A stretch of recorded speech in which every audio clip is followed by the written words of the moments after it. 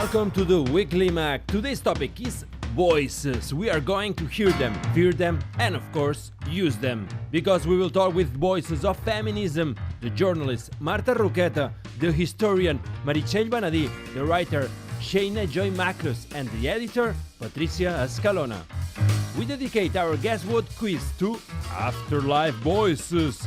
Are you into ghost stories? Take our test with Sergi Cervera and our two favorite contestants.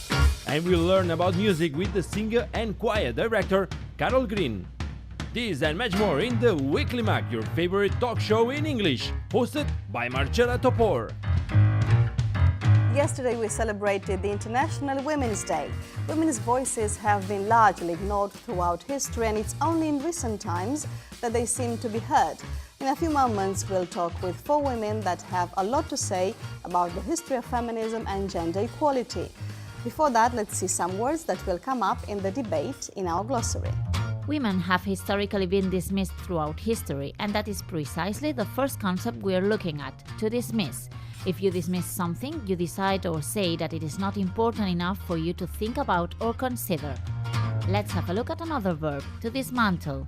To dismantle an organization or system means to cause it to stop functioning by gradually reducing its power or purpose. Feminists are many times unfairly treated as killjoys. If you call someone a killjoy, you're critical of them because they stop other people from enjoying themselves. They spoil other people's pleasure. And let's finish this glossary with an expression, to flip the script. If you flip the script, you deviate from the norm. You go against a pre-established or preconceived rule, idea, or expectancy. As we said before, today we'll have a special talk about feminism. Rather than doing an interview, we'll discuss about feminism, gender equality, and the visibility of women in today's culture. And for that purpose, we have on our set today the historian and consultant on social policies, gender and immigration, Meritxell Benedí, also journalist and writer Shaina Joy Machlus, Marta Roqueta, journalist and gender analyst, and last but not least, our collaborator, editor and declared feminist, Patricia Escalona. Okay, so Meritxell, Shaina, Marta and Patricia, welcome. Thank you for coming. And well, we have a lot to talk about when it comes to feminism, obviously, but I would like to start with a very obvious question with the beginning. Meritxell, because you are a historian, what do we celebrate on the 8th of March? Anyway. Yeah, there's a little bit of controversy here because there are different versions of this March the 8th celebration. There's a myth that some women workers died in a fire in a factory in New York about 100 years ago. Okay. But then there are others who talk about the Russian celebration of women's suffrage. But the fact is that in 1975, United Nations declared March the 8th the International Women's Day. So this is what we celebrate in the 8th of March. Okay. You agree? Totally. That's good. Well, in theory, all Western countries agree that we should have equal rights, no, in both genders. But if it is like that, and this is the truth, why are we still fighting for this today? Well, I think that is because when we talk about equality, we usually think about formal equality, which is the one that is present in laws, and basically in laws and big norms. But then there is like this kind of more everyday equality. And this equality is basically rooted on stereotypes or gender dynamics that create differences. And these ones, even though doesn't seem really damageful or really harmful because of it's not like gender violence in which everybody, there is quite of a consensus that this is something that is really bad, but this kind of discrimination and inequalities are something that we don't really notice, that we are starting to noticing thanks of the books that you are writing, but it's really, really difficult to see. And because of that, because it's really difficult to see, despite the law can guarantee equality for everybody, the starting points that we have are not equal, and the barriers that we are facing are different. So since we don't notice them, it's really difficult to see. Yeah, the fact that Angela Davis says that feminism is the radical notion that women are human beings. And when we talk about discrimination or gender bias or sexism, we talk about these things that we don't see because they assume it as normal things. I mean, we assume it that women have to take care of children and of the elders, and we assume that there won't be, there hasn't been a women president in the United States or in Catalonia. And we assume it is as a normal thing. And it is not normal because we are half of the humanity and we haven't never been presidents. And we, in Catalonia, we spend 2 hours more than our partners taking care of our children and our elders and our houses. So this is not a normal thing. This is why feminism is so necessary today. Exactly. So I want to piggyback on that and kind of add something. I think we're talking about individual oppressions, which is really important. But I think part of the reason we're fighting so hard still and why we're going to be fighting so hard is because it's structural, exactly. So we have to fight these individual oppressions, but we also really have to address how these oppressions fit into systems of oppression. So when I say systems of oppression, I mean capitalism, the patriarchy, white supremacy. So we really have to get to the root of why these things are manifesting in the way they are, and really dismantle systems of oppression. But unfortunately, and what's so complicated is that Western society is built on these systems of oppression. They're really deeply integrated into our law, into our culture, into stereotypes. So we really have to start from the beginning and dismantle a huge part of because Western the beginning culture. of the Western culture says that we are all born equal. Since the beginning of this was the French Revolution, and French revolutionaries killed Olympia de Gouges because in 1791 she said that women and men had to have the same rights, and then 2 years after that they cut her head. So in a system that says that it is based on that all people are created equal, what are we complaining about women? Because this system appears to be normal, and it's based on oppression, on privilege, on men privileges that make us the women the less the people who earn less, who spend much more time in our houses, who are much more sex assaulted, and so on. And we cannot see this because our culture is based on that privileges that One you of the were things talking that about. we were talking about also is that we have to think about intersectionality. It's when gender intersects with other oppressions, such as race, for instance, religion, in some cases, class, of course, sexual orientation, and this makes all the oppressions even worse, because even harder, because then you are not only focusing in one of these oppressions, but you always have to take into account all the circumstances surrounding women. And also, one of the reasons why we cannot see this structure that both of you were pointing at is because, as I really like a feminist, which her name is Sara Ahmed. I quote her like all the time when I am writing, and she talks that in order to assume these systems of oppression, the system has presented them as happy, as something that grants us happiness, as something that therefore is desirable. And this is why, for instance, feminists are regarded as killjoys, as women who are all the time pointing out, when you're having a dinner, there's always like the feminist saying, always this angry, is wrong and this is that, right? This is the interesting thing about your books, because they are like, they use jokes and humor, and it's great because we always look like the angry people that are pointing out the differences, and it's like, wow, it's great to do it in a funny time. I also want to point out, there are parts of my book that are also really angry. Okay, we need to talk about these books which we've got here, because we brought them here today and we really want to present them. So, Shaina, your book really addresses topics like sexual abuse and domestic violence. La palabra más sexy es sí, the sexiest word is yes.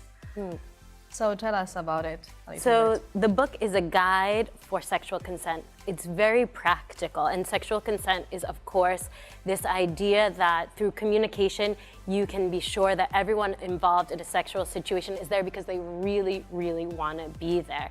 So besides this idea of sí is sí, yes is yes, instead of no is no, which puts the responsibility of the person who is receiving whatever type of advance, puts the responsibility on the person who is initiating the advance.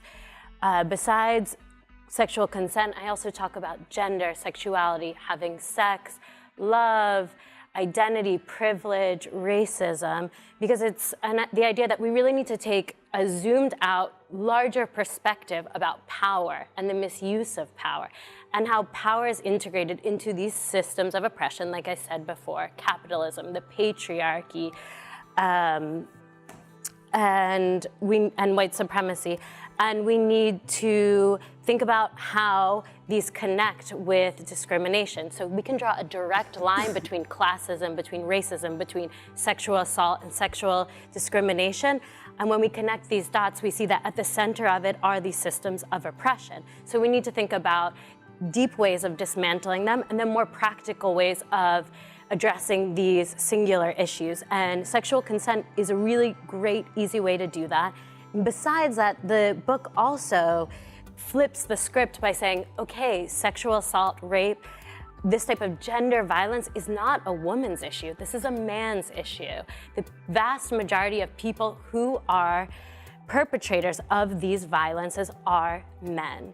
So why aren't men outraged at what's being done in the name of masculinity?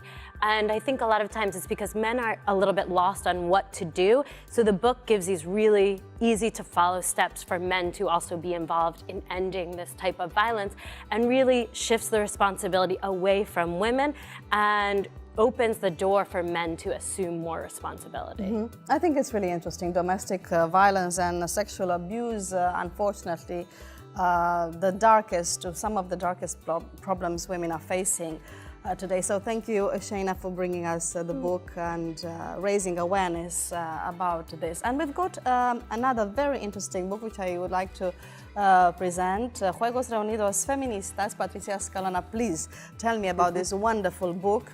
Really necessary, but at the same time, a real joy to read and look at, because the illustrations are also awesome. The illustrations by Ana Galvan, she's a great artist, and I'm very happy to have done this with her. So the idea, what I love about feminism is that I'm always surrounded by very bright women from whom I can learn. Like today, for example, I've heard a couple of things that are, gonna make me rethink stuff that I had in my mind. But the idea with this book is exactly the same, to learn by playing. To question yourself, which is, we do that all the time, we feminists, men and women, we learn all the time. And whenever someone asks me, is feminism a fashion? It's like, no, it's way too uncomfortable to be a fashion. It's like, you need to be, like you were saying, pointing out and nagging and questioning people and arguing with them. And you're always like the ugly. It's very tired. And it's very tiring. It's very tired when you're in a dinner with your friends or with your family and with the group of parents of the school of your children, to say that, oh, okay, come on, what are you saying? What are you doing? Don't you see that this is sexism? It's like, or even worse, when you are the designated feminist. Yeah. That's you're having a drink quietly, talking about movies with your friends. It's like, oh, you're a feminist. What do you think about? No. It's like, leave me alone for a second, learn for yourself a little bit. Please. And the idea is that they can learn for themselves by playing some of the games there. Excellent. Well, so to sum up, Patricia, which would you say are the main obstacles women are facing today? So what you were saying, Shaina, it's absolutely true. The structural problems that we face are there. But also, I think we need to attack it from different points of view. And one of them would be that we've been erased from the face of the earth, the face of history, for many, many years. So reference is a big problem. There's no reference to women artists or scientists or writers.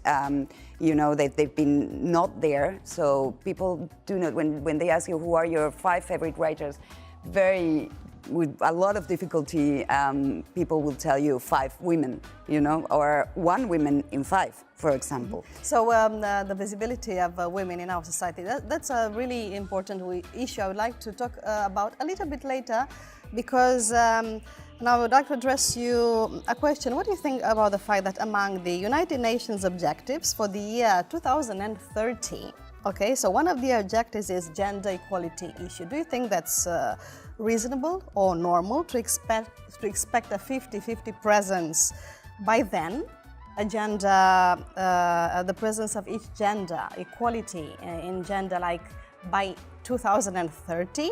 Is that still supposed to be an issue then?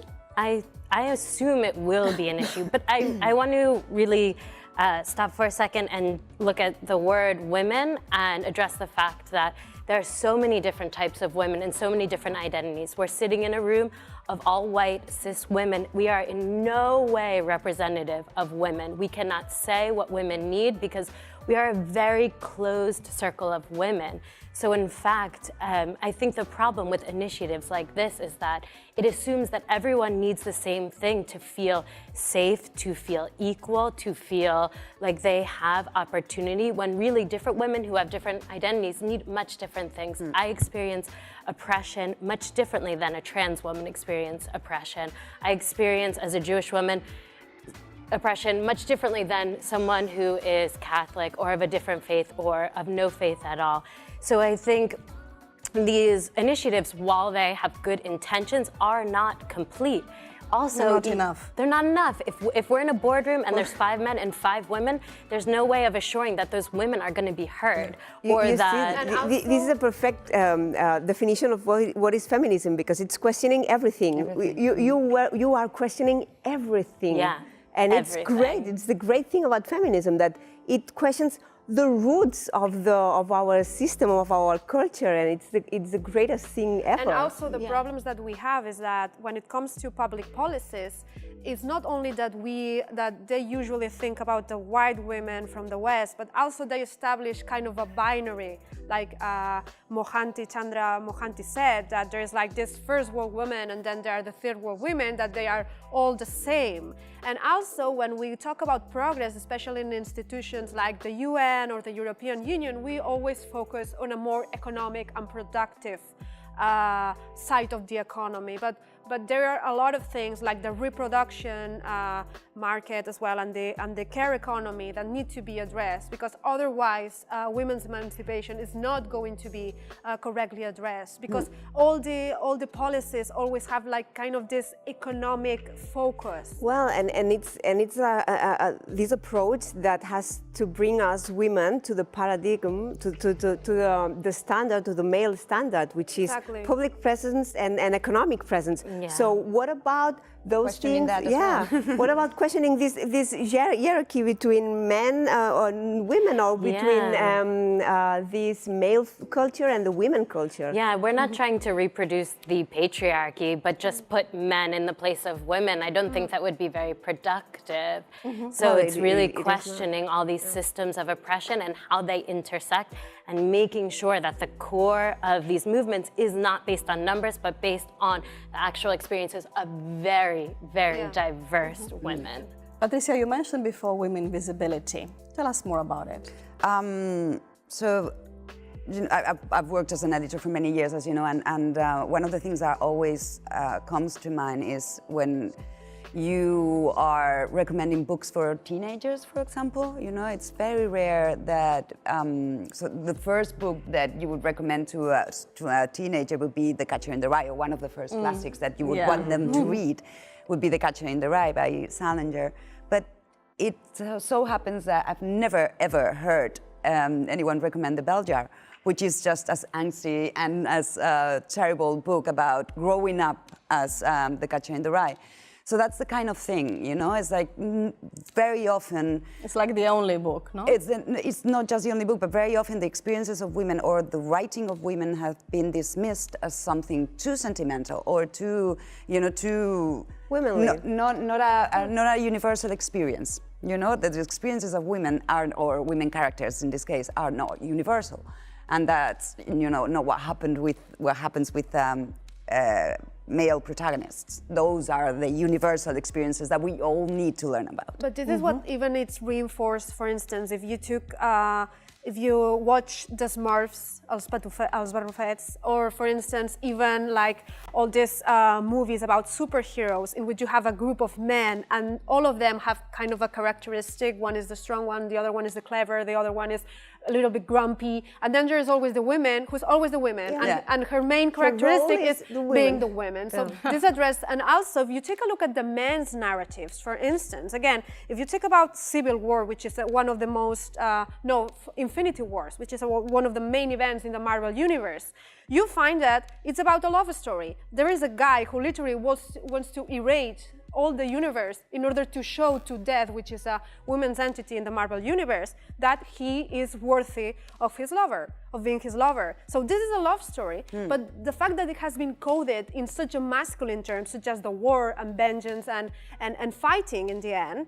and power, has converted it into a universal history, whereas there are a lot of love histories written by women who have more or less the same argument, the same plot. It is the Odyssey. And it's regarded as women's stories. It is there are Odyssey. so many examples. That repeats on and on and on in our culture. And I think men really lose out when we create this binary because, Sylvia Plath, for sure, lots of men would love to read something that's sentimental or have the opportunity to embrace these characteristics that are seen as too feminine. So I think we don't talk about enough that in these situations, when we use the binary, when we stereotype, women lose out, yes, but all men, the time, but all the more, men as well. Okay, we'll continue our chat a little bit later, but before that, let's go to a language tip.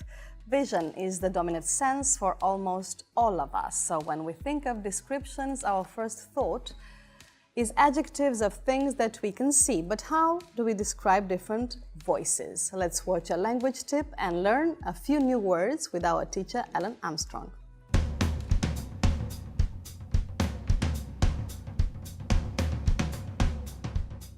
Hi, today we're going to talk about voices, and there's more than meets the eye, or the ear, we could say.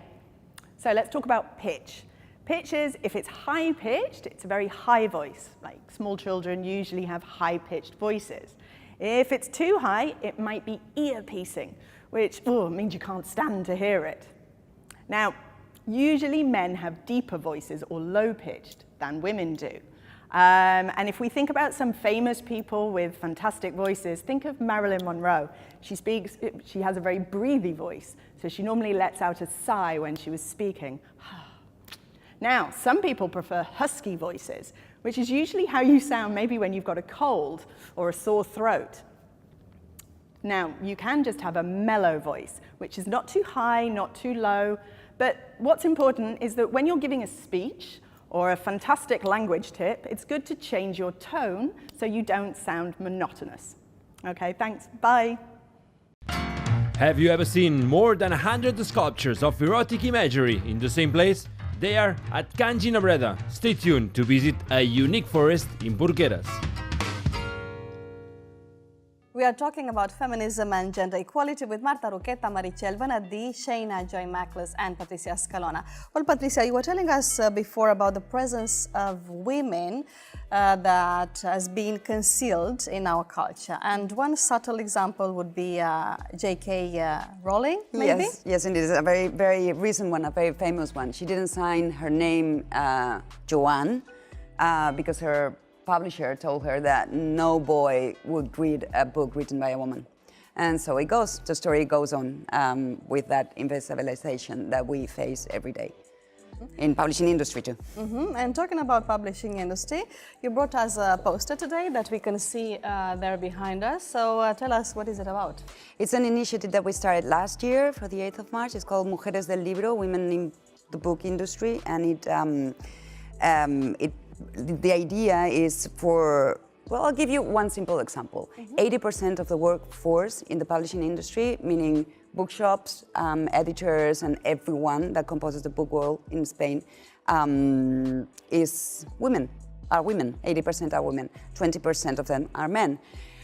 When we come to talk about directors and where the power really is, the proportion is exactly the contrary. 80% of those places, of those works, are done by men and 20% by women. So there's something definitely wrong here, and we need to fix it, and that's why we started Mujeres del Libro. Well done. Thank you. Okay, let's move on with more examples of women visibility, the presence of women that has been concealed in many walks of life. We talked about the publishing industry. What about art or cinema, for example? Art, for example. I'm sure you can come up with more examples of any other cultural examples, for example. I ran a simple search in Google looking for Baroque artists. The first 10 were men. And there are at least 2 women that I could think of, Artemisia Gentileschi and Sofonisba Anguissola, that are just as good. So why are they not up there in the Google search? And that happens with Wikipedia as well. That happens everywhere. You know, Fina Virules is a Catalan philosopher. She says that memory, history, it's putting facts in order. And when you put the facts in order, you are constructing a hierarchy. And when we are constructing a Google search with these algorithms, we are putting a hierarchy.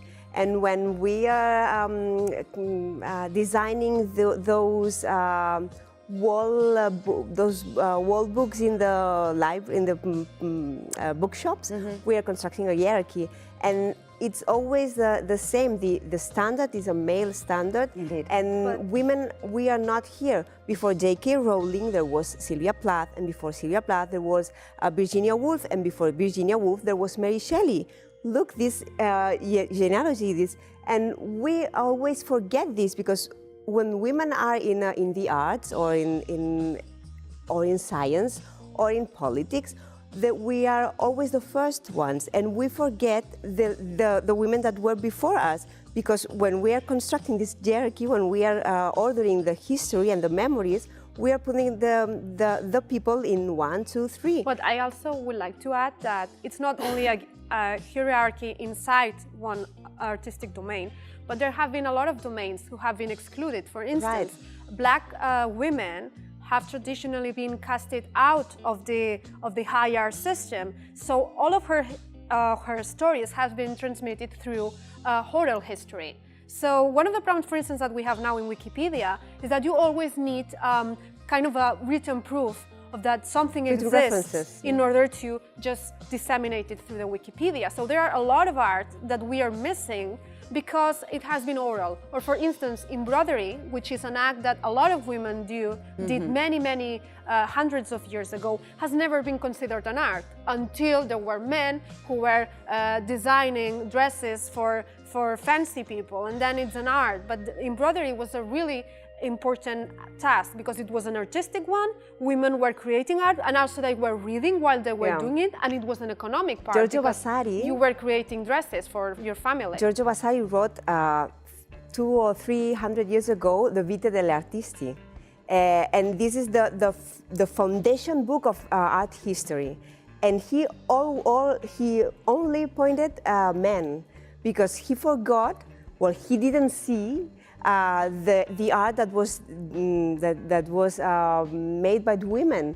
The Artemisia Gentileschi was forgotten in this book, and so on. And the embroidery and the arts that were made by women, because they considered that it wasn't important, and they considered that and then didn't see it.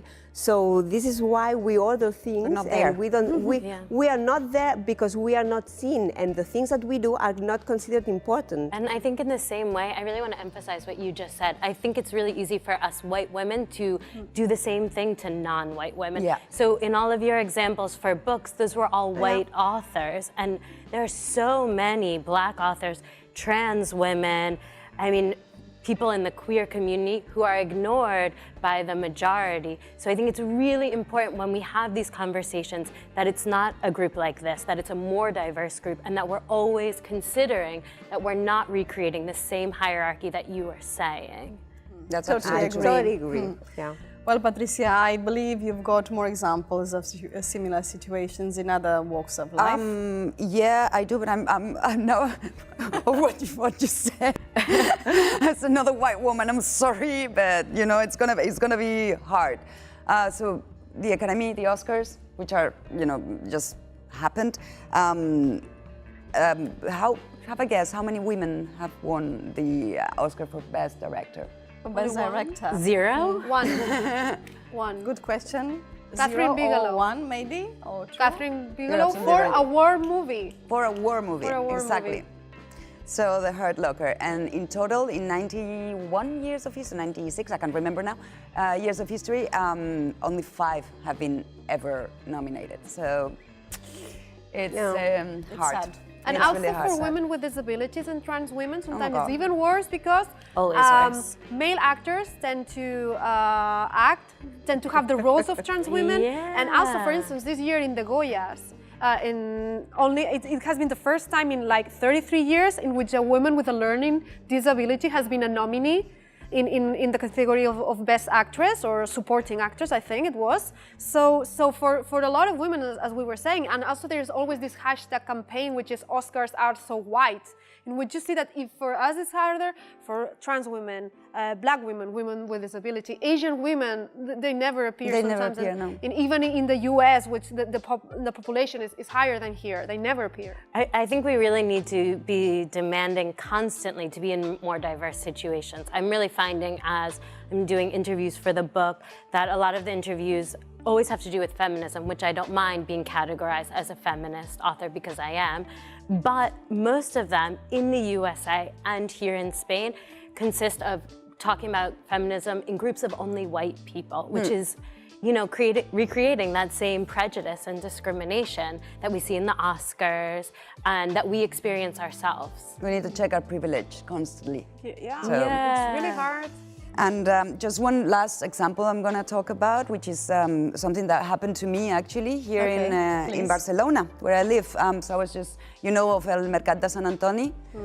So I was walking around. It's like a flea market that happens on Sundays, and they sell a lot of DVDs in there. So I was just walking around, and I noticed that on this table they had this classification of films by actor, male actor.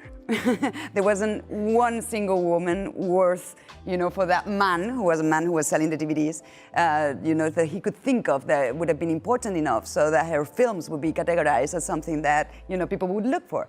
So, and I've got the photo if you're interested in seeing somewhere. You took documentation. Oh my God. Smart. I have a very clear memory of growing up in the punk scene and watching people playing music and thinking, how cool is it that people are playing music? But it was always men, and I never thought I could do it until one day I saw a group of women playing punk music, and I remember being like, oh yeah, of course I can play an instrument.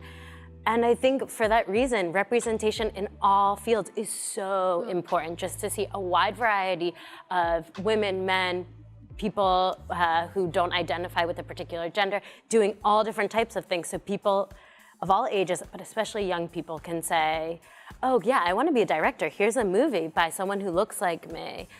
Or here's a person playing an instrument by someone who looks like me.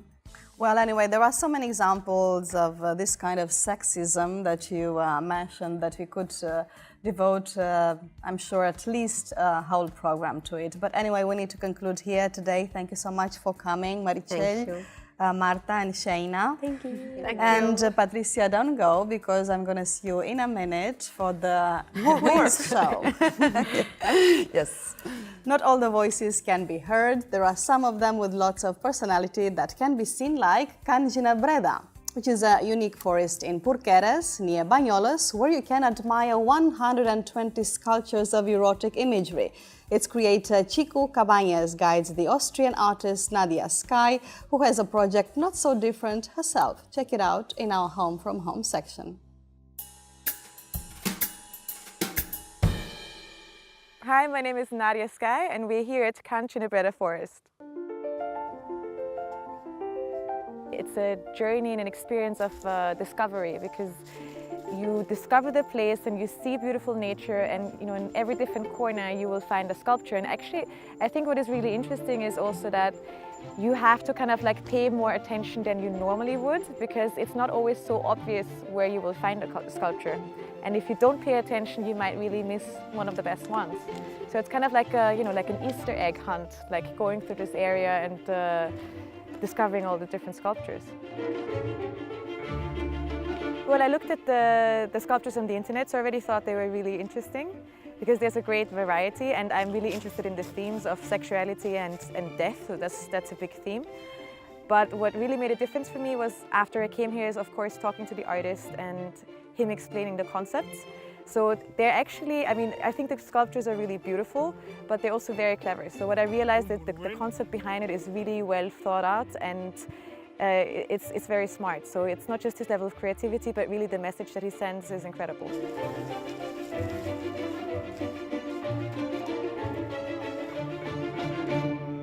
So part of the beauty is that that there's so much space, so much nature, and that you can really go and enjoy it without the crowds. But on the other hand, it's sad, because it's a really, really beautiful place. I've traveled all over the world and I haven't seen anything like this.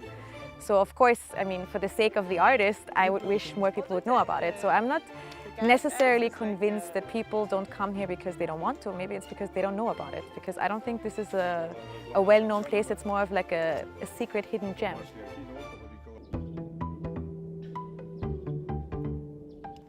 So one thing I'm really surprised about is how underrated the artist seems to be, considering the level of genius that he has. When you really look at his sculptures, it's not just the integration of the sculptures with nature, but really the smartness and the raffinesse of the concepts that are behind each and every sculpture. And this is something that I find is amazing and oftentimes missing. So his sculptures are not just beautiful, and they're not just maybe for some shocking, but they really are deeply meaningful. And this is something that I would say is that really makes genius. And I would really recommend anyone to come and to see for themselves, and of course to have the opportunity to talk to the artist himself and to have him explain the sculptures to them.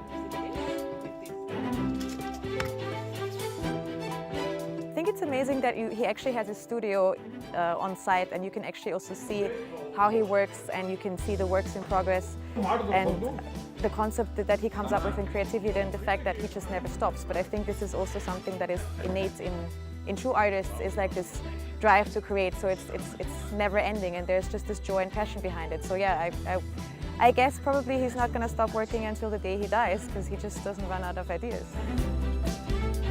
And what he does is, I think with a lot of his work, is he pushes boundaries, and he shocks. So in that sense, I can connect my kind of work to what he does, because my project also deals with the aspect of sexuality, and it definitely pushes boundaries and it shocks people. Because what I do is I create sculptures. So what I do is I take body molds of guys that I meet on Tinder, the dating app, and I create body molds of their penises.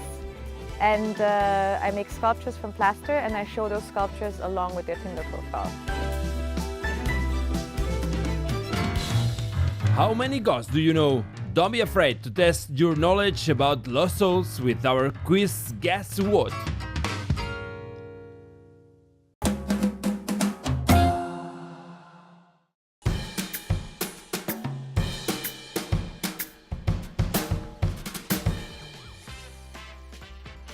Welcome back to the Weekly Mag.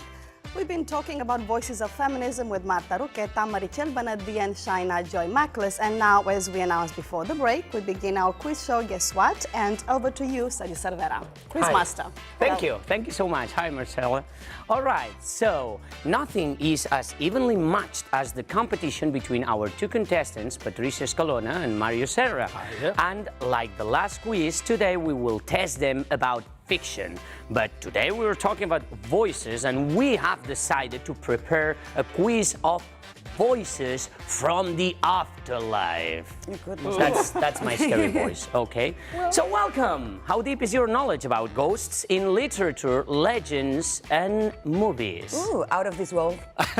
Good. Not deep. Not deep? Not deep. We'll see. Exactly, we will see. And as always, you will face 3 challenges. But today we change the order and we start with the multiple choice. 3 easy peasy questions with 3 options each. 1 point each question. Ready? Ready. Okay, first one. Who is the author of the novella Rebecca on which Alfred Hitchcock based his movie? Hold on. We cannot ring this time, You right? cannot ring your bell yet. A. Stieg Larsson. B. Oscar Wilde. C. Daphne du Maurier. C. Point for both. Good, absolutely, yeah, well done. The English author Daphne du Maurier published Rebecca in 1938, and it sold almost 3 million copies before 1965, and the book has never gone out of print. Job well done, guys. Point for both. Thank you. Thank you. All right, 2. Which one of these 3 ghosts is not a legend? A. Bloody Mary.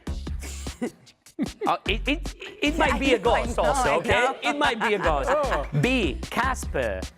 And C. The Vanishing Hitchhiker. It's not a Which is legend. not a legend? It is not a legend, exactly. A. Bloody Mary. B. Casper. C. The Vanishing Hitchhiker. And the answer is... I would say A. A for you and B. B for you. Point for Patricia. Casper the Friendly Ghost was created in the late 30s and as a character for children's storybook. And Bloody Mary is a folklore legend, and the Vanishing Hitchhiker is an urban legend. So good for you, Patricia. I thought Bloody Mary was just the queen. You were thinking in Mary the Stewart. exactly. Queen, She drink, was the Bloody whatever. Yeah, well, it's not legend. And get Many ready. exceptions to the point. Say what? So there's many exceptions to that term. Yeah. Winners talking. All right, so 3.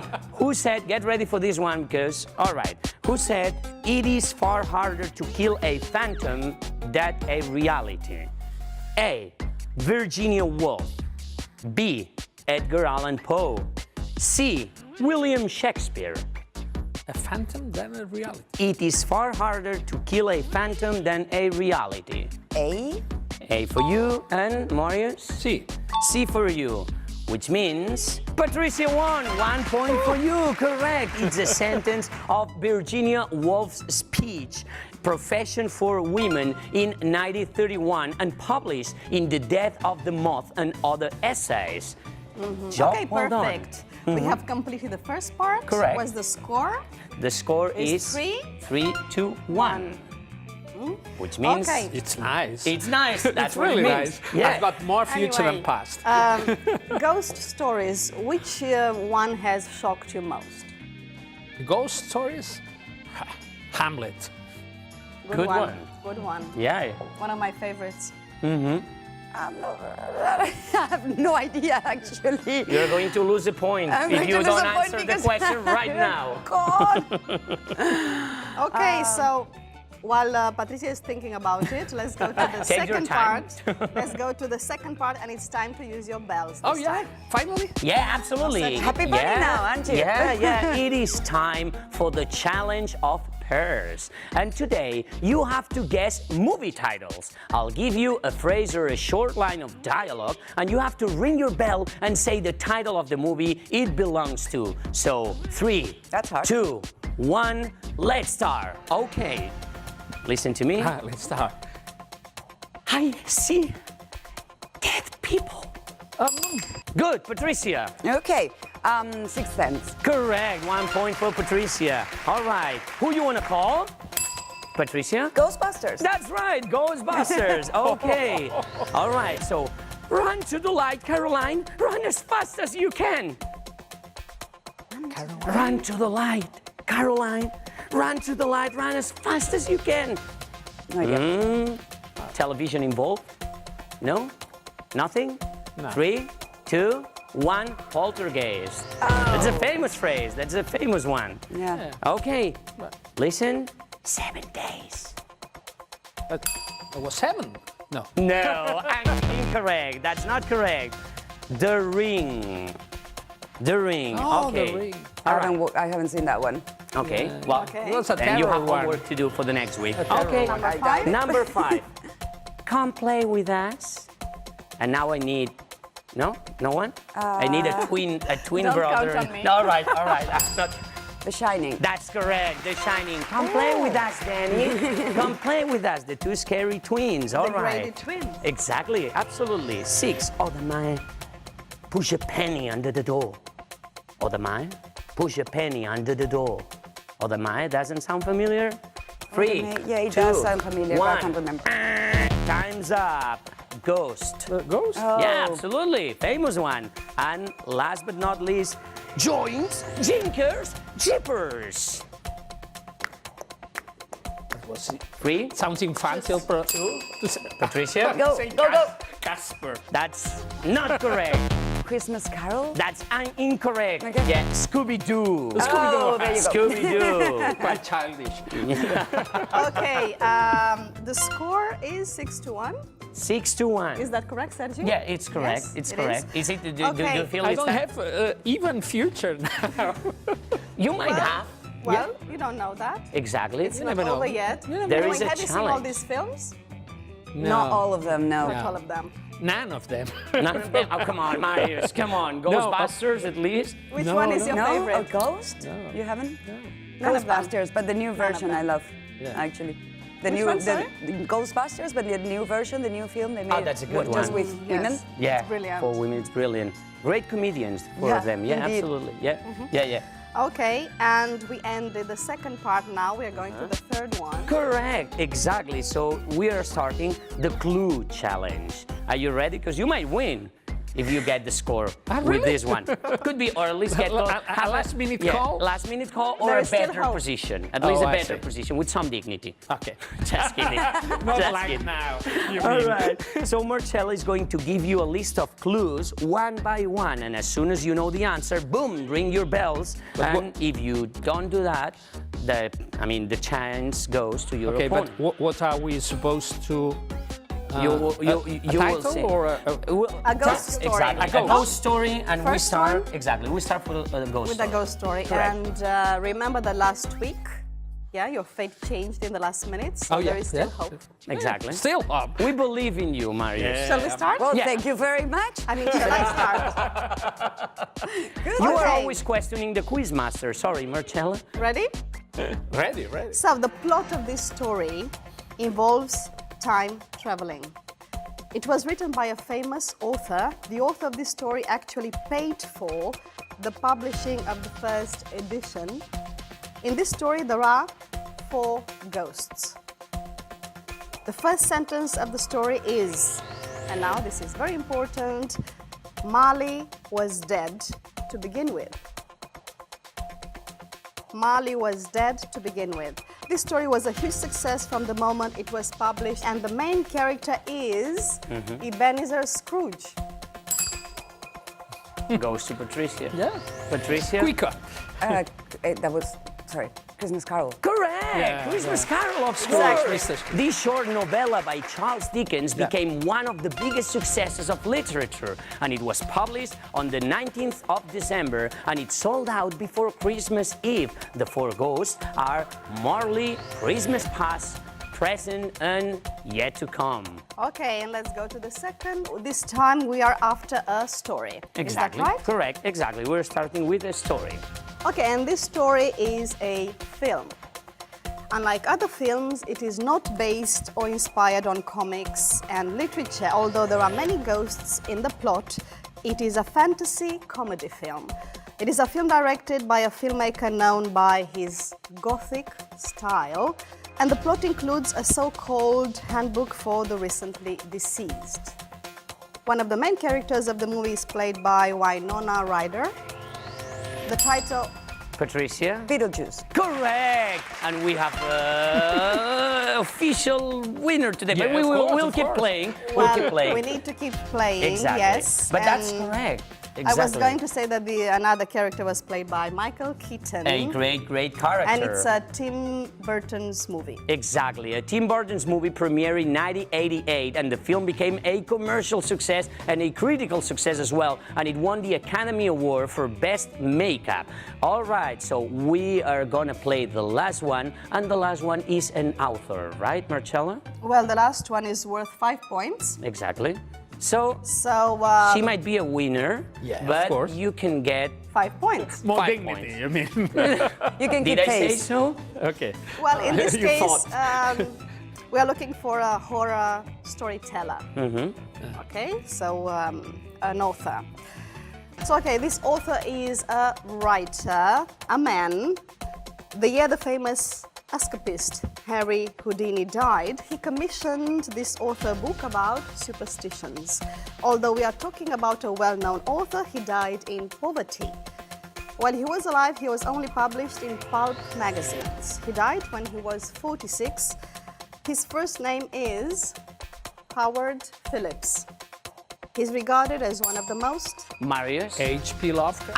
Absolutely! Well done. 5 points to Marius. Yeah, good. Dignity, finally. Dignity for Marius. And winner is Patricia. Exactly. H.P. Lovecraft, born in Providence, USA in 1890. He's now known by his uncanny and strikingly bizarre stories, and he became an American cult writer after his death, although during all his life, he never could make a living of writing. So, Congratulations. 8 to 6. 8 to 6. Congratulations, Patricia. Thank Job you. well done.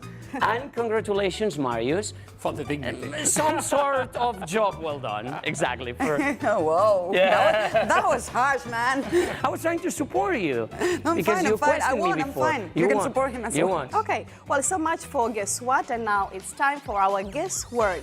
That is the weekly puzzle by Marius Serra, in which we have to guess a word. So, Marius, can you remind us the clue for last week? It was quite tricky. Let's remember that. It doesn't become right until 90. It was a 5-letter word. And the answer was... I've been thinking about that the whole week, and I've been working with a friend, Michelle, and we get the answer, and I think the answer is angle. That's right. Well done.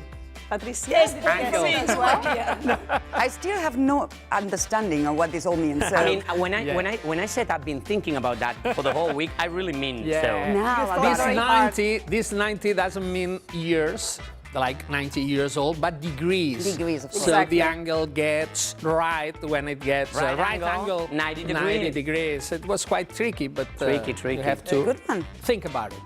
That's What about- That's very deep, sorry. So what about this week? More Well, numbers? this week, I don't know if it... I think it's easier this week, but let's say it can be a number or a character. 6 letters. It can be a number or a character. When- 6 letters. When Marius says it's easy, Yeah. that's We're never going to guess it. Okay. Well, I'm not Question. going to ask if it's easier or harder than last one. Next week we'll give the solution, but I'm sure our audience is more than able to crack your guess word puzzle before. Remember, you can give your answers on our social media, Facebook, Twitter, and Instagram. Thank you, Marius and Patricia, for Okay, coming and nice. participating today. Thank you. And thank you, Sergi, for bringing us so many ghost stories. My pleasure. Until next week. Until next week. And we'll be back in 3 minutes. We'll visit Scotland and we'll meet the singer and choir director, Karol Green. Stay tuned.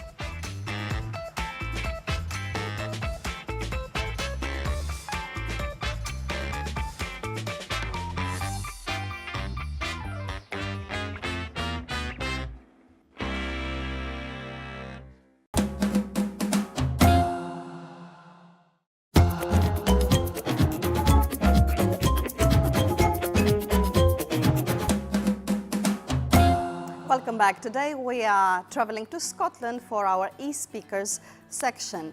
As you know, Scotland has a beautiful landscape with wild coastlines, beautiful beaches and valleys and towering mountains. Scotland's geography has so much to offer, and yet there is more to discover about this beautiful country, and we are going to do so with Johnny Nicholson. Check it out.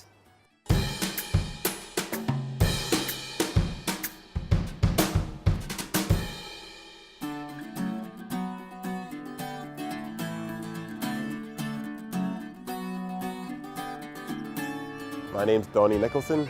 I'm 39 years old. I'm from Scotland, and I do Scottish dancing and music workshops for teenagers.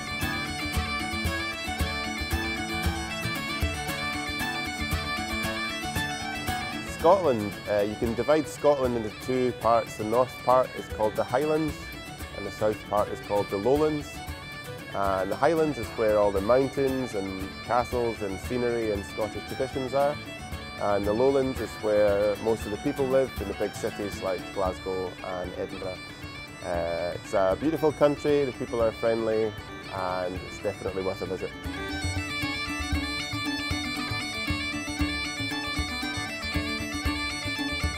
Most people who visit Scotland start off in Edinburgh because it's the capital city, it's a very beautiful city, and you can have a great time walking around the old centre and checking out the castle. I thoroughly recommend a visit to the Highlands, especially the West Highlands, where the mountains and scenery and wilderness will captivate you and is not to be missed.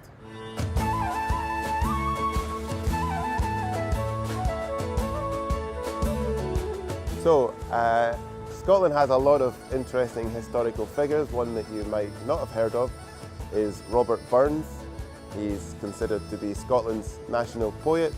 If you're interested in poetry and songs and literature, Robert Burns is one of the great romantics, and his work is definitely worth a look.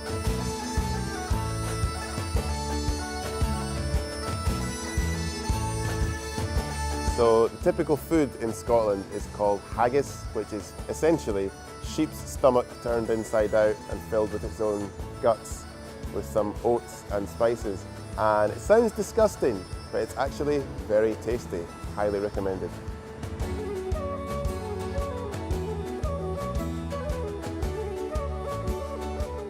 I feel that we have a lot of peculiar local traditions.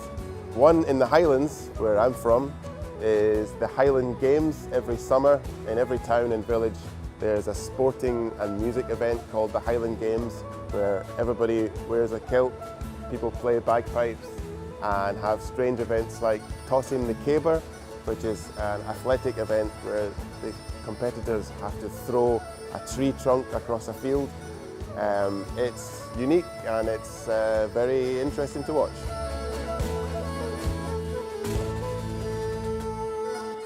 She was born in England, grew up in South Africa, and now lives in Catalonia. Karol Green is a musician, singer, songwriter who also directs a few choirs: Barcelona Soul Choir, Cor Gospel San Celoni, and Gospelians de Girona.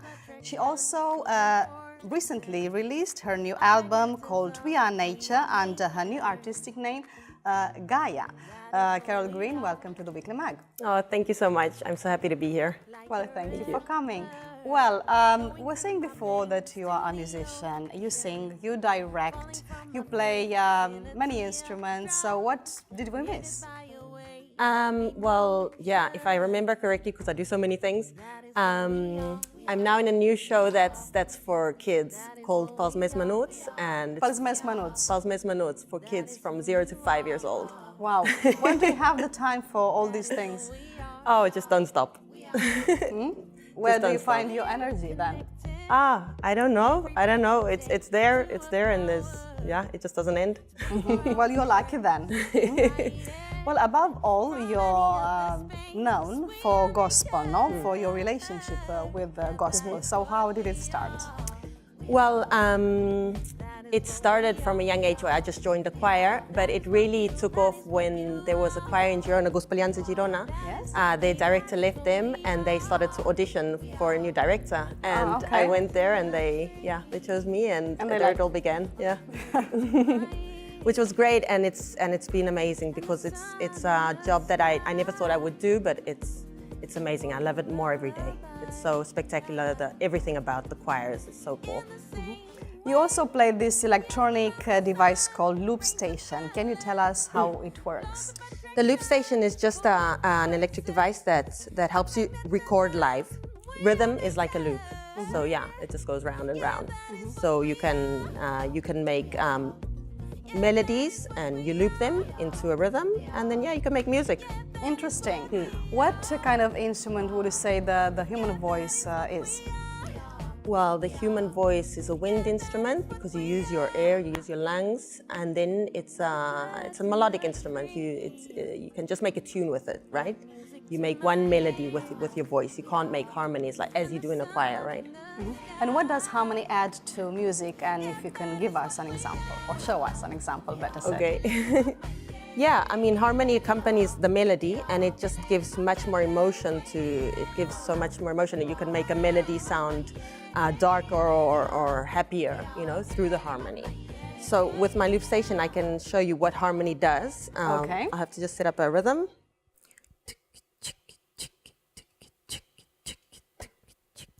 So in a choir, maybe the sopranos could be singing this.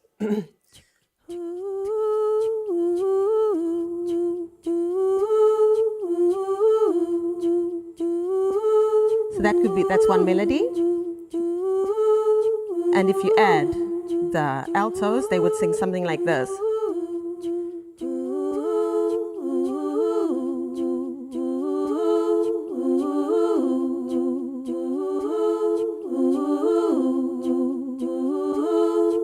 So those are the two female voices, and you can add a tenor. The high masculine voice would be a tenor.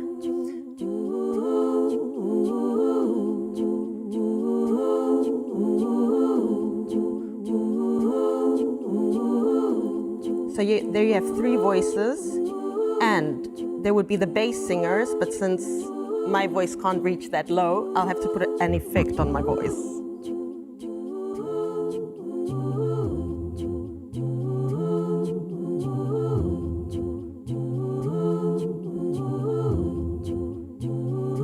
Right, so all of them together would sound like this.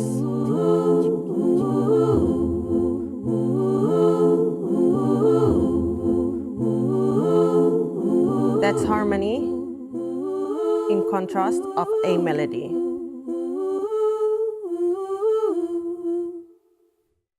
Excellent demonstration. I think everyone understood perfectly what the Loop Station is and how it works. But let's talk about choirs now. How many voices are in a choir, and how do you achieve harmony in choirs? Well, you need minimum 3 voices to make harmony, but you can have as many voices as you want. You can do as many parts as you want.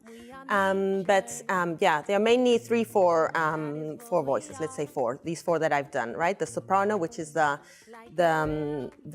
females that sing in the high part of the range, and the altos that sing in the low part of the range. And of the men, there's the tenors that sing in the high part of their range, and the bass players that sing at the bottom part of their range.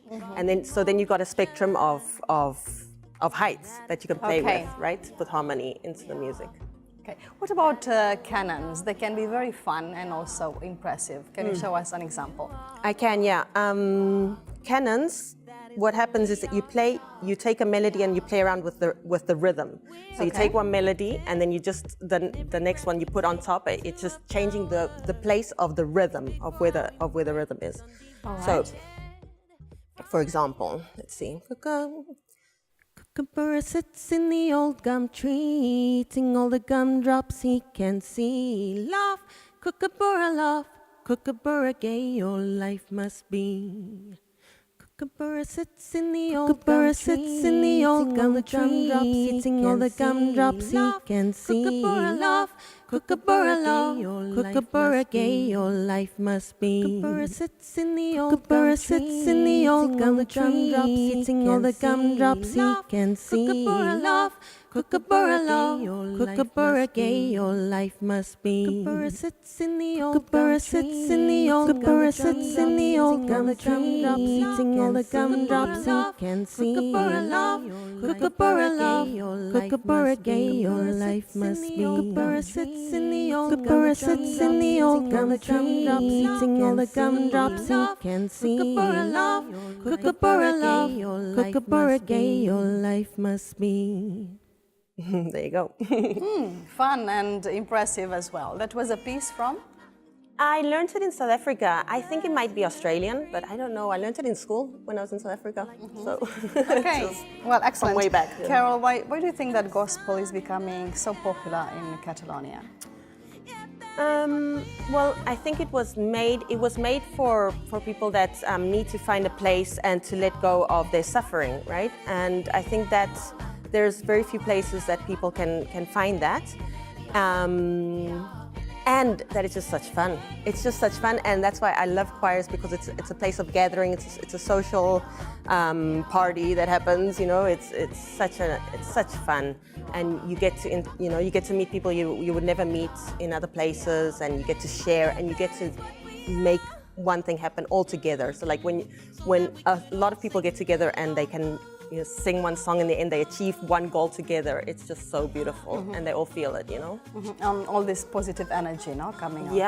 Yeah. It's very hopeful music. It's very, to lift your spirits. Yeah. And what about your new album? And this new artistic name, Gaia? Well, my album is not out yet. It's going to be out mid-March, I hope. And yeah, it's the first time I write my own songs, so I'm excited about that, and it's something really new. And I did feel like finding a name to also put on this new project of mine. And Gaia, I wanted a name that doesn't have any frontiers, that inspires this, that we're all part of this one planet. It's our home. We have to, we're all in this together. And a lot of the songs are about taking care of nature. Taking care of ourselves, taking care of nature. Like the song I'm going to sing today is a song called "I'm Marrying Myself," and it's marrying myself. I'm marrying myself, and it's just a metaphor to say that I will take care of myself forever. I will take care of myself till death do us part. I promise to take care of myself through sickness and in health. All those things that you would promise somebody else when you get married. Well, I think it's very good that people should first say to themselves, to take care of themselves, to love themselves. And you're going to sing it with guitarist David Phillips. Yeah. Is that right? From the UK? Yes, I am so fortunate. Excellent. So let's listen to this beautiful song with a beautiful name. And thank you for coming, Karol. And good luck with the new album. Thank you so much. The voice allows us to express our views, and English language is so rich in idioms we use to express our opinion, to persuade, to be indecisive, and we invite you to watch the following language tip with our teacher Tim War from International House, Barcelona. Check it out.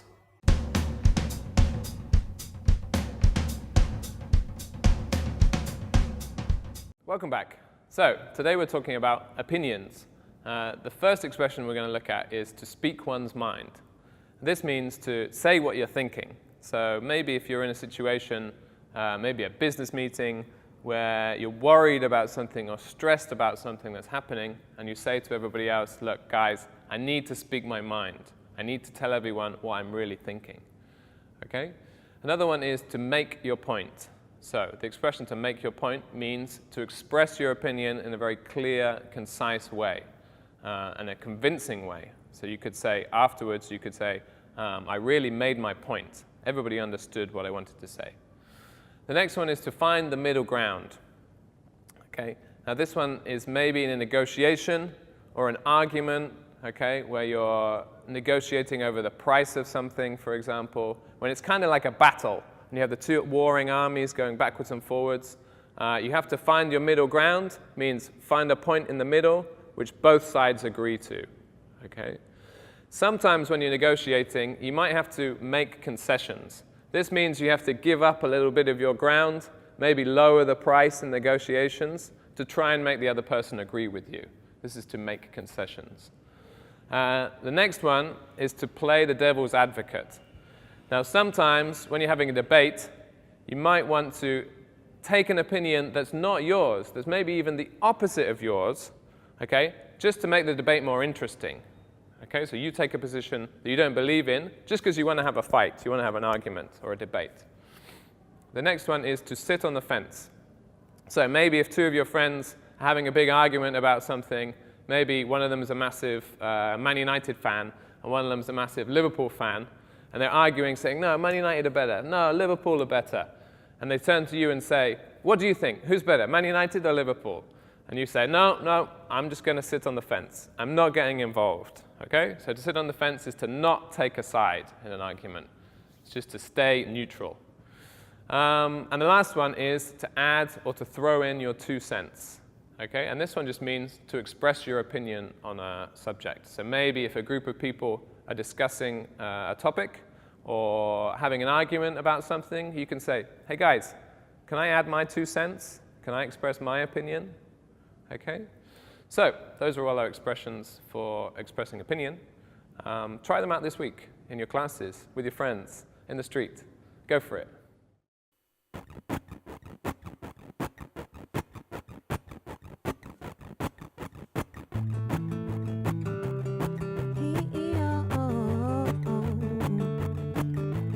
I'm ready for love. I've decided to get married, following my heart. Let it go and let it guide me. I think I found the one that I know that I can count on. Been here all along, and I know will never leave me.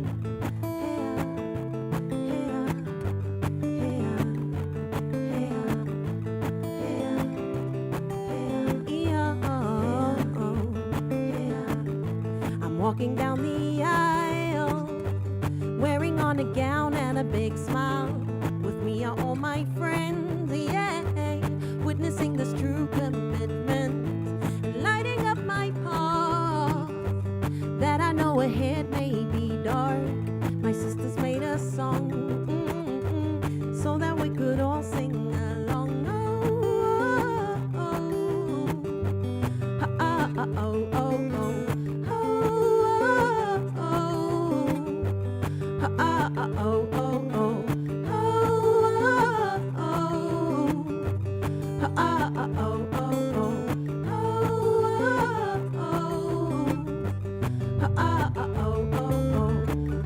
I'm marrying myself, holding me through sickness and health, promising to love and care for me till death do us part. 'Cause nothing can go wrong when it's me that I depend on. I know now I belong in this body wholesome and strong. Till death do us part.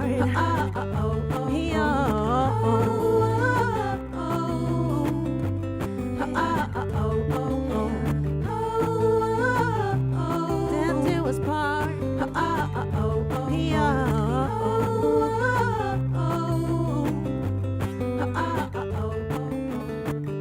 Now I met someone else. He makes me feel light and happy, and I'm feeling alright. My heart is never empty, 'cause I know that the love does already live inside me. I'm following my heart. I think I'll let him walk beside me till death do us part. Oh yeah.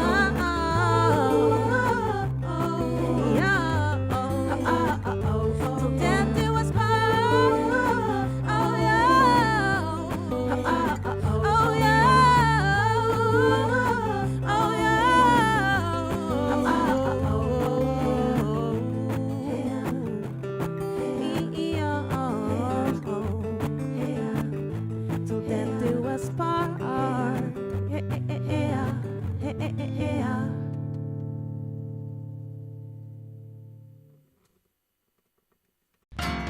Today we meet Bob Mundy, a New York jazz musician that has chosen Barcelona to live. Why? Find it out in a moment in our portrait section.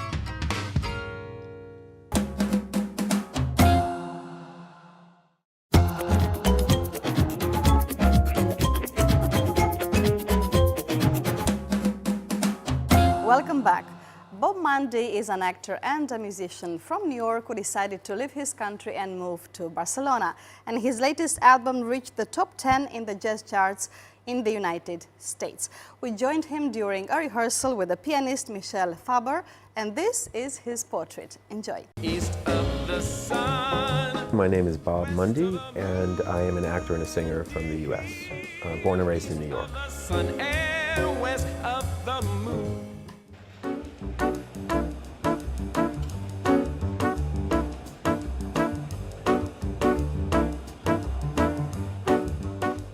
I started out as a pianist. I got 2 music degrees, piano performance and music therapy, and I did both for a while. And then I branched out into acting and singing. My first album was called Something Beautiful. It was released in 2014.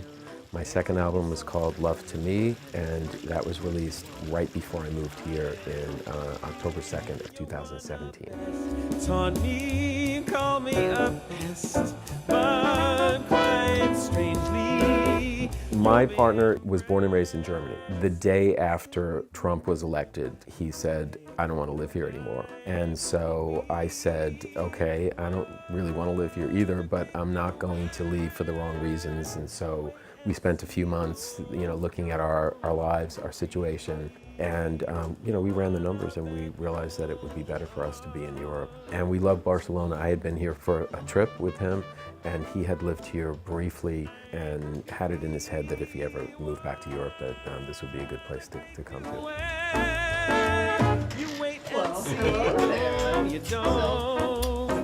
I was looking for a pianist, and a friend recommended her friend Michel Faber. She happened to be doing a gig, which I went to and got to hear her play live, and it was fantastic. Angel eyes, that old devil scent. I've done a lot of pop music in my life. I've done rock. I've done a lot of Broadway music. I'm an actor. I like to take songs and kind of put a jazz slant to them. First album did fantastic. It got all 5-star reviews, played around the world. And then the second album did even better, and I made it into the top 10 on 2 US jazz charts.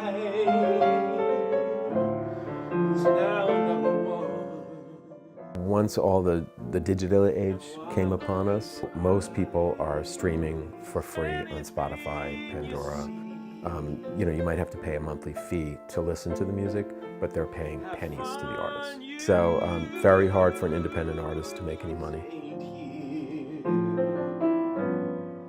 I think being an actor certainly helps, because I certainly approach the lyric from an acting standpoint. Figure out what the real meaning of it is, and then how to translate that musically and emotionally. And basically, acting is just being emotional and then speaking or singing through that emotion.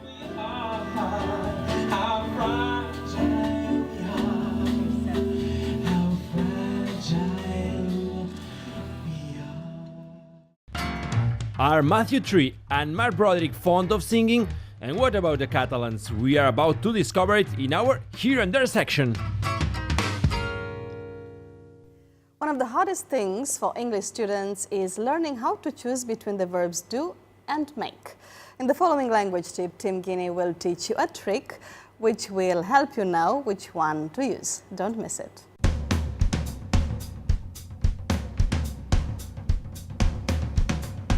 Hi there. Today we are talking when do we use do and when do we use make? And it's something that's quite confusing because they translate into the same word in a lot of different languages. So today I'm going to give you some tips to help you know.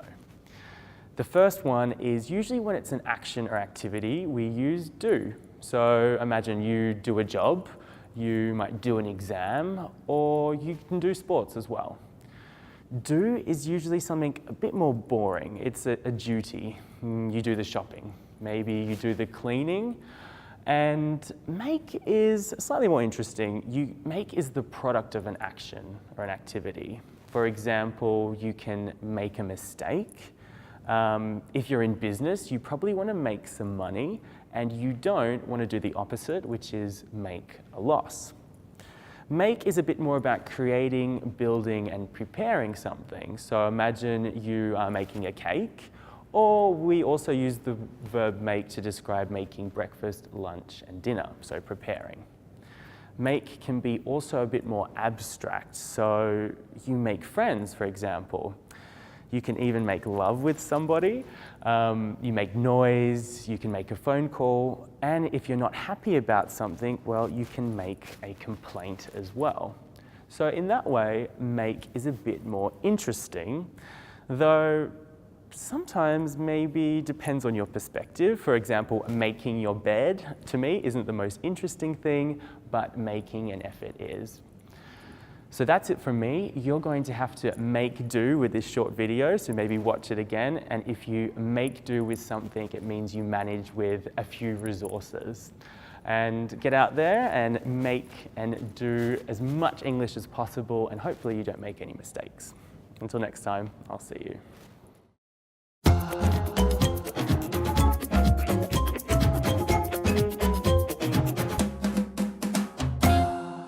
Learned quite a lot about voices in today's show. Voices as opinions and points of view, and we have heard actual voices as well, professional singers and artists. But what about ordinary people? Do we sing in our everyday life? Do people in some countries sing more than others?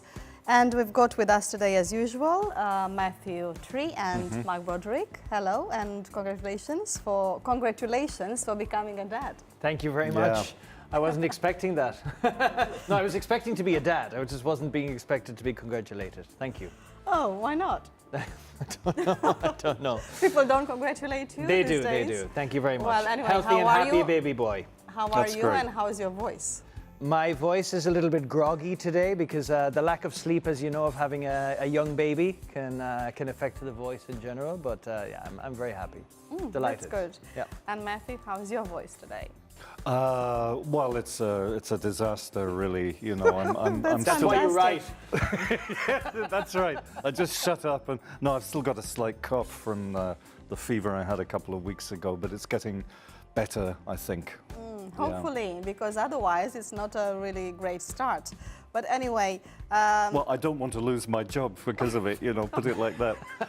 Well, anyway, how much do you use your voices in... on a daily basis? My voice is extremely important to me. In fact, most of the jobs that I have, including here, is communication. All right, I'm not a writer like Matthew. I couldn't sit down and write things. I have to say things all the time. That's why I never shut up.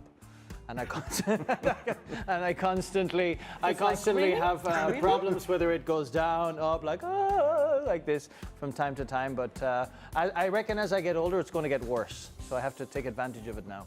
And you, Matthew? Yeah, for work, I use it for two things. One is if I'm writing something, especially dialogue, and I'm not sure if it sounds right, I just repeat it to myself until it sounds right. And every time I give a talk of any kind, I rehearse it. Like I imagine the audience there, and in their underwear, of course. No, I'm fully dressed at the time. That's what they're supposed to do. What is that supposed to mean? You're supposed to imagine the audience in their underwear so that you can be nice and relaxed, you know, that you can, you know, you're the person in control. Okay, let's just ignore that. Anyway, we'll just ignore this and continue. I don't think that would help me conversation. very much. I don't, you know, especially as the audience are sometimes school children, Mark, you know what I mean? I mean, it's, you know, let's not even go there. Okay, I mean, it's not. Sorry, you were saying. No, exactly. I was saying, no, I was going to ask you if you rehearse in front of a mirror, or because that's... Oh, Jesus, no, I can't stand my own image. Some people do that, it's helpful. No, the sight of myself is something that for years I've been trying to avoid. I even avoid trying to go to shopping centres with my kids because they're full of mirrors, you know, so people can see how they're dressed and all that, and I'm constantly trying not to look at myself. Wait until we get billboards for the weekly mag along, you know, the AP7 with just your face everywhere as you're driving along, you know. How do you warm up your voice? Okay. something like that. Okay, you have some tricks, some exercises. I don't really warm it up. I get a lot of rest, and I drink a lot of water, the usual, and I do a lot of like silly sounds. I like to make funny sounds with my voice, especially as I'm a teacher. I like to say things to children in funny voices, like, "Hey guys, what's up?" You know, like silly things like this. Do you sing a lot? Can you sing? There's a difference between can I sing and am I a good singer? I like to sing. I love to sing, but I'm not a very good singer, I would say. I need a little bit of more practice. And I'm not sure I can ask Matthew the same question. No, I can't sing to save my life, Marcella. No, absolutely not. If I have to warm up my voice, basically it consists of asking my kids, could you please do the dishwasher? Wait 5 seconds. Could you please do the dishwasher? Wait 15 seconds. Could you please do the dishwasher? And that way I get to repeat the same sentence several times every day for the last 15 years approximately, more or less. That's what awaits me, no? In the future? Okay. Repeating the same thing over and over again. Have you brushed your teeth? Have you brushed your teeth? Have you brushed your teeth? Yeah. Okay, you have explored the singing of Catalans. I have indeed. And where did you go? I went to this place called Cor i Veu. In English, I think it's heart and voice. Is that correct? Yeah. Okay. And it was a school, no? It was a school. It was a school Barcelona? in Gracia. Yeah. It was a real eye-opening experience and a throat-opening experience. I loved it. I had a great time. Yes? In fact, I think I might have discovered another hidden talent. You'll see. I actually another hidden talent that I didn't know I had. Well, I can't wait. Yeah, Let's watch give it a go. Channeling my inner voice here in Cor i Veu, a singing school in Gracia. But I'm going to pass it over to Carla, I think, who can probably play the piano and sing a lot better than I can. Ready, Carla? Masterclass.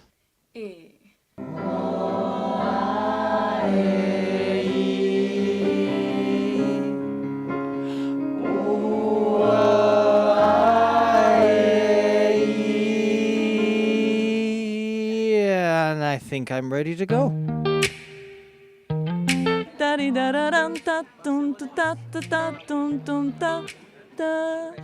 What kind of exercises do you do to warm up your voice? Sounds like the Ghostbusters. Yes.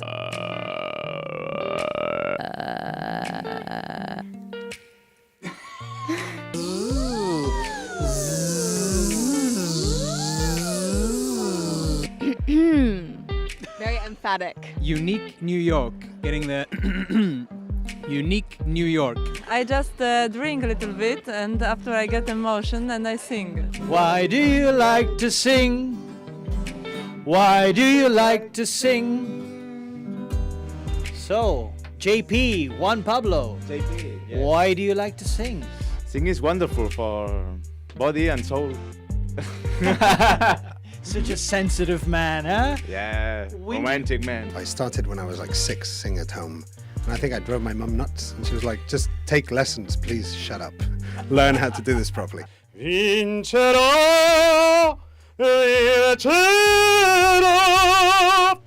I feel very relaxed. It's like everything lost importance, and I love it.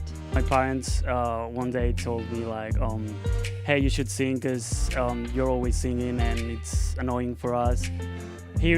Listening to you every day, so you should go to school to start singing, and I don't know, maybe you have fun. Some people want diamond rings, some just want everything. But everything means nothing if I ain't got you. Well, I see you have discovered your hidden talent. You know what? I would go back. I would definitely go back. You're I even going got to some sign in. information. I would even sign up, and I could even do a musical part. You could have me as a musical guest maybe further on, you know, who knows? I might become a famous singer. It was awesome. I loved it. I thought the way that they taught it, it was like this not classical way of teaching how to sing. They had you didn't have to learn how to read musical notes or anything like that. And as you saw there was different levels, different ranges, different people from different backgrounds. It was a wonderful experience. Most of them were from here? Yeah, they were, yeah. There was one Italian girl, there was one man whose father or his grandmother was British, I believe. And actually Juan Pablo, JP, works for the Xarxa. there you go. And he spoke English. He was the guy playing the guitar. And there wasn't an English guy there, the one with the beard? He's from here. His name is Joffrey. Poor guy got the worst name. Everybody must hate him after the Game of Thrones. I kept making jokes about him because his name was Joffrey, but anyways. Yeah. Anyway, all these people in the video had a fantastic voice. They did. They worked very, very hard. And it was something that I liked about it was all inclusive. It wasn't just, you know, everybody just who can sing it. Anybody could go there. It was awesome. Would you say that Irish people and English people sing maybe more than for meals or when they meet their friends or in pubs, in different situations? I mean, more than Catalans? No, all yours, Matthew. No, there used to be, and used to be means going back 2 or 3 decades, something like that. There used to be an English working class tradition of singing in pubs, singing together in pubs, but that's almost disappeared entirely now. I mean, it doesn't. Which is not the case in Ireland. No, I have to disagree. In Ireland, we love a sing-song. In fact, every single wedding, if it doesn't finish with the bride's father absolutely wasted singing songs from the 1950s and 60s, it's not a proper wedding. Really? And even my father is famed. He sings in a choir. He sings all the songs in the pub and stuff like that. Even we have at the end of every night in most of the pubs in the country, they sing the national anthem. Everybody stands up. It's really funny. It's like, ding, ding, last drinks. Okay, now you got to sing the national anthem before you go home. It's we sing a lot, yeah, but we do drink a lot as well. I keep making reference back to that. It does help, I know, you know, the flow. I was wondering why you haven't still mentioned it yet. Okay, so would you say that English has more musicality than Catalan? That was actually part of what will be the second video, as you will see in a few minutes. Okay. But in my case, I think that English has more range than in Catalan. That's my honest opinion. I mean, it's how it sounds to me. No, English, it's more popular, I guess. It has. You can hear it in rock, you can hear it in blues, you can hear it in opera, you can hear it in all different ranges. Whereas Catalan, Catalan heavy metal. I mean, I haven't heard it. I don't know. Well, actually, they say, I don't know who said this, that English is the language of music. Oh. No? Do you agree with that, Matthew? No, it's only the language of music because the musical industry is run from, you know, Great Britain and the United States. I mean, that's the real reason.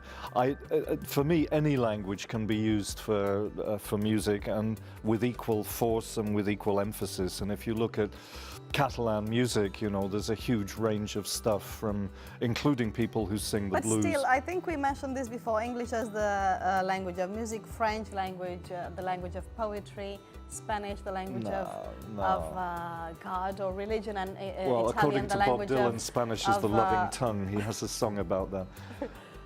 Okay. But I mean, no. would you say these are like cliches, no? They're cliches, totally. No, any language is good for anything. The only thing is, obviously, every language has you haven't heard Swahili. I just can't imagine somebody singing blues in Swahili. Nadio. Nadio.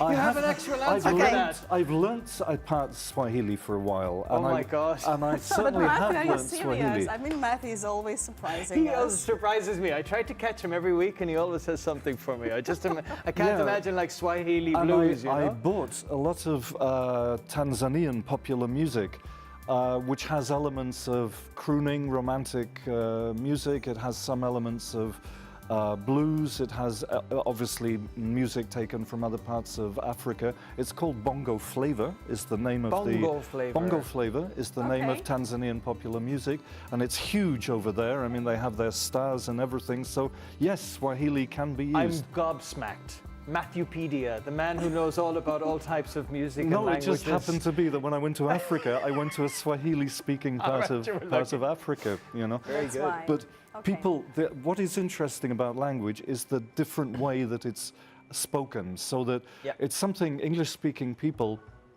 be they Irish, American or English, we forget what we do, but we're inflecting all the time when we talk, so that people listening to English for the first time, it's like they hear someone sort of going da da da da da da da, because that's what people in English do, whereas Si parles en catalan, un moment tot és al mateix nivell. It's like, it's more machine gunning, and like Spanish flat, has no? something a bit similar. Well, it's actually what, in Portuguese the as next well. video they talked about that, the fact that the Spanish is spoken really, really low all the time, so it doesn't have the same range as English. English is up and down. You've got the Australians, you've got the English, the Jamaicans, etc. So, well, he was just talking about the musicality of the language. So let's take a sentence, okay, and try and say it in different languages, okay? Like, you have a seducing voice, Matthew, okay? Or, tens una veu seductora, Matthew.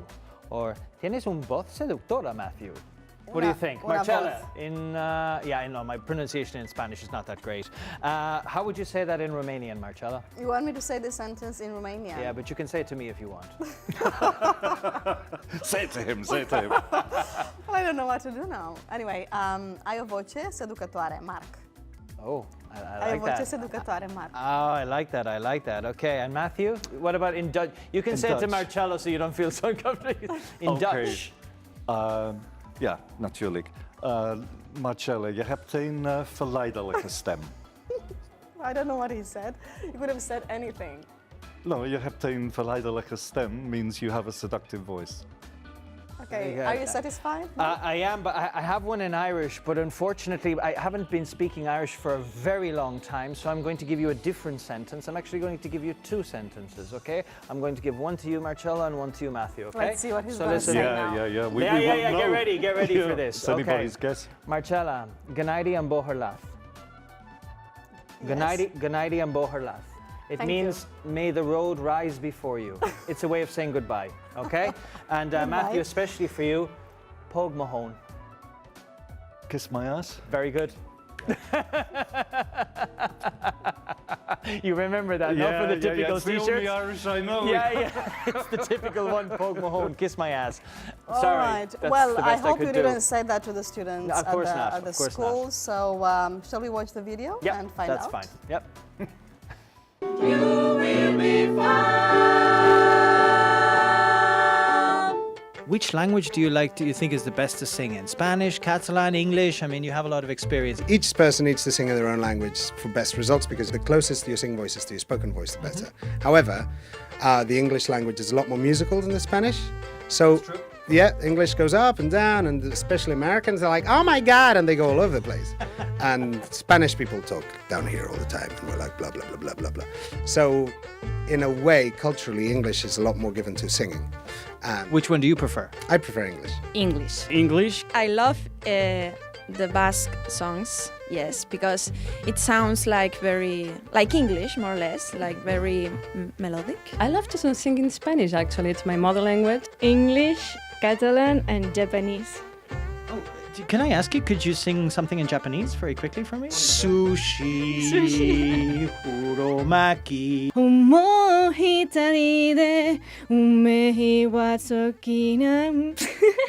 For me, it's easier singing in English than speaking English. Why is that, do you think? The magic of music. The magic of music, okay. When you hear somebody speaking in an English accent, which one is the sexiest? British. I don't like you anymore, Albert. I think you are gonna hate me. If you say English, you're gonna leave. Yes, okay, bye. Very British English. London accent. Not Irish for sure. I'm really not liking you, Marta. I have to say Irish, don't I? Honestly, Irish. Yes. Irish. Okay, very good. Scottish. Scottish. Yugoslavian. Yugoslavian English accent. Can I say Indian accent for me? I know. A girl has her pleasures. Is your boyfriend Indian or? Not exactly. Okay. Let's say not right now. Is this going on air on TV? No, don't worry. Don't worry. Don't worry, it's not going to be aired on TV. I think I pulled the wool over her eyes, as you might say. If you say it, it's always true. Of course, yes. Well, anyway, do you think that do we sometimes talk louder when we change languages? Do you feel that you talk in a louder voice when you do it in English compared to Catalan, for example? No, it depends on the circumstances. Like if I'm on the tube in London, or if I'm in a restaurant in London, everybody behaves as if they're in an art gallery. You know, they keep their voices down, and they tend not to talk. And so forth. But when you're in the metro in Barcelona, for example, or you're in a restaurant anywhere in Catalonia, even though people may still be fiddling with their mobiles or whatever, a lot of people in the metro I'm thinking of still talk. There's still live conversation going on there. You can watch people sort of interacting, and if you come from London, it's fascinating. My God, you know, these people are talking to each other. And if you go into a restaurant, even if it's a fairly posh restaurant, you'll still hear lots of lively conversation. You mean you overhear the conversations of the other tables? Exactly.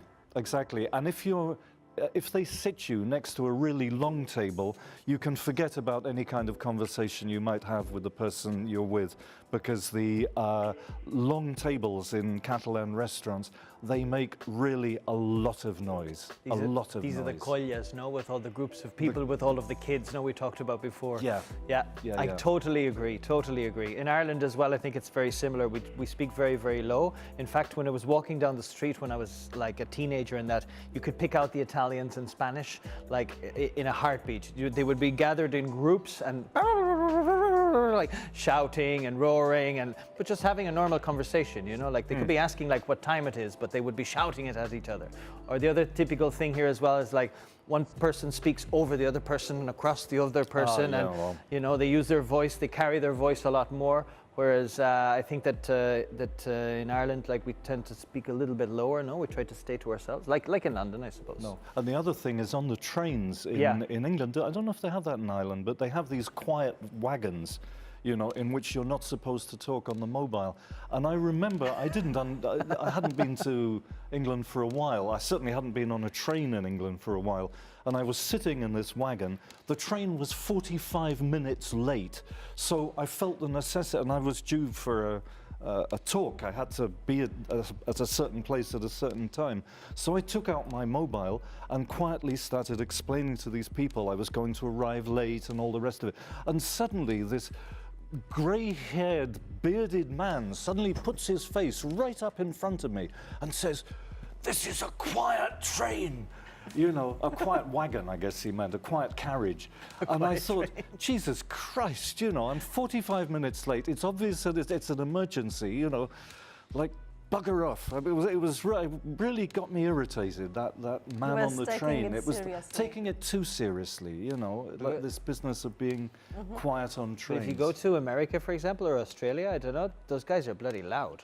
I mean, the Americans, they've got these booming voices. They like to be heard. They walk in a place, you know that there's an American that's just walked in the door. You know, they have this, they carry this character and this like deep, hello, how are you? You know, like, or the Australians as well, I found were extremely noisy and loud as well, which is, you know, the difference to the Irish and the English in this particular case. What about places that, public places that require discretion, such as, I don't know, when you're at the doctor's or you're at the bank?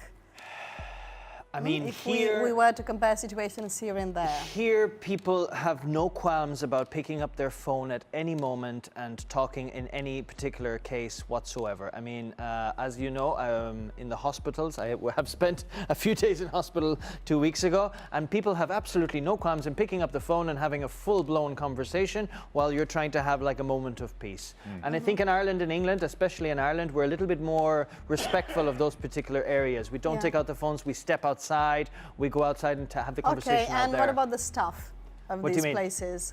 The staff? The staff? Yes. Oh man, now with the... Because, well, they're supposed to talk about illnesses or about your bank account, about stuff like that, in a low voice. I've heard lots of things that I've overheard lots of information that I really don't want to hear, especially here. And people think that because I'm a giddy, I have this look of, you know, I don't understand what's going on. I've had instances where people are actually talking about me and I'm sitting beside them. It's kind of funny because they think that the fact that I'm a giddy and I look like I only speak English, this has happened to me once or twice as well. And they think I don't speak Catalan as well. So and you pretend you don't? I pretend, and then afterwards I go, adeu. see you later. And they're left like this as if to say, well, I shouldn't have said what I said about that guy. Well, let's hope again that you didn't do the same thing in your following video. No, the next video, you know how people here love to sing along to English songs, but they don't really know the lyrics? And they just kind of go, na, na, na, na, oh, beautiful. And they start saying all these random words. Well, we gave them a little test. Give them a song or two and just see how they got on actually with singing the proper lyrics. Sounds like fun. Yep. Let's go for it. No, I can't do it, sorry. Another one, okay, another one. Okay, you ready? Yep. Touched for the very first time, like a virgin. Like a burden. Like a burden. Whoa, whoa.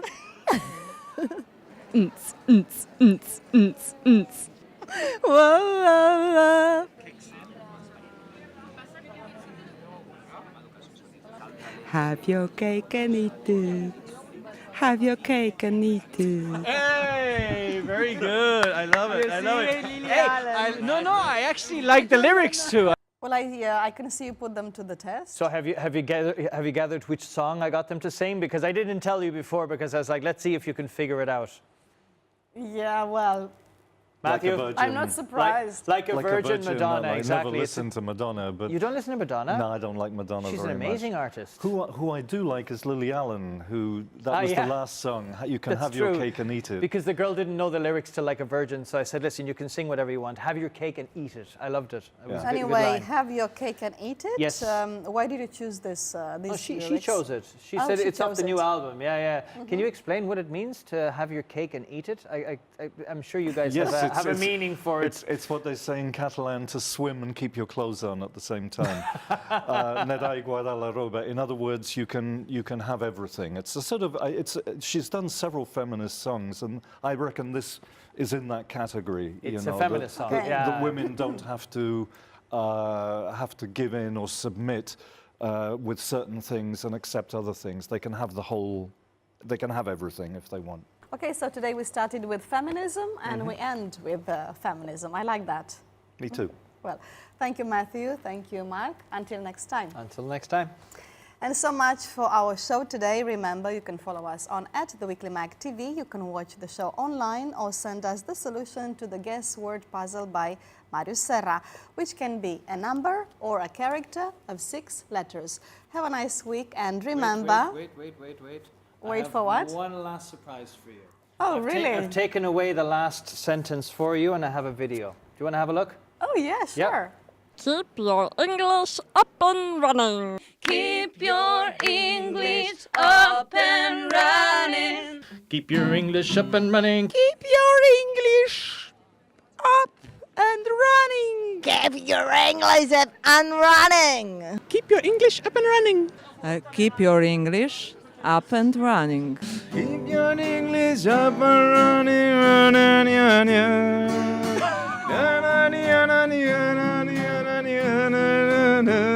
Awesome, JP. Awesome.